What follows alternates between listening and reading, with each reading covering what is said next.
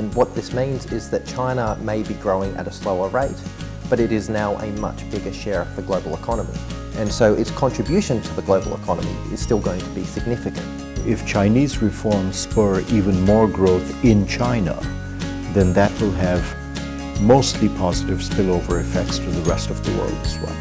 And if China is successful with that, it will do well for itself and will also help the world.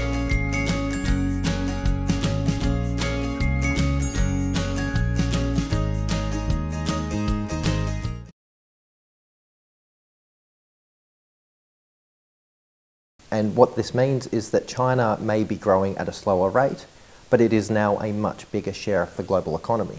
And so its contribution to the global economy is still going to be significant, and the contribution of Chinese growth to global growth will still be a high proportion. And so that is the central forecast. That's what you expect to see happening, is that a continuation of the trend that we've been seeing.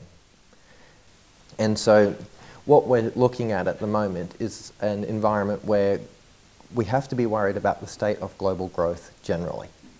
But Chinese growth, I tend to be a little bit more optimistic. If you take a look at the growth we've had for the last 20 years, China has been very important for the global growth, both because of its own very rapid growth and indirectly by its contribution to what other countries have benefited from that growth, for example, developing countries. To put it in some numbers, even a bigger time period between 1980 and 2015, China's share of global GDP went from 2% to 17%. That is the biggest increase in the shortest time of any country in the world. So that's part of why global growth was so high. To the extent that China is successful on implementing reforms and can keep its growth rate high, 6.5 or more, as the President has said, it will still contribute very much to global growth. And the sources of growth for China are going to have to be much more in terms of innovation across the whole economy, agriculture, services, manufacturing.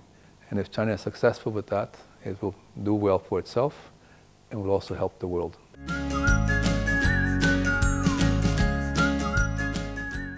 China's reforms will be hugely important, not just for China, especially for China, but for the rest of the world. China for some years has been the driver of global growth. It is the biggest country, obviously, in every metric imaginable.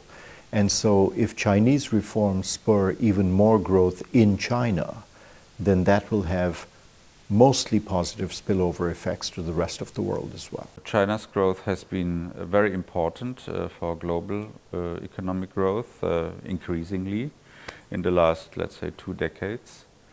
China has grown from having about 2% of global GDP, of having 70–80% of global GDP. So any percentage of growth in China is contributing to global growth. But still, the structural change in China, which also means, for example, relocation of lower value-added industries to other countries, will influence the regional economy, the global economy, by Chinese investments, by Chinese capital exports. China is still a capital exporting country and will remain so for the foreseeable future. And this will influence the global economy. So it's not only the volume of growth which is important. It's also the question of the structural change in China and its impact particularly on the region. China is trying to aim for a new normal, as China has already officially stated, which means that it wants to bring more quality in its economic growth rather than just a number, and maybe even shift from just being an export-oriented economy more towards a consumption-led economy. What that would mean is that the value chain and the manufacturing and the industry within China is going to change. It will also require that that there is more value-added industry, maybe even some services-related industries that are being hosted now in China. So if you shift towards a consumption, if China shifts towards a consumption-led economy and a services-led economy, it will require a different framework to engage with the world.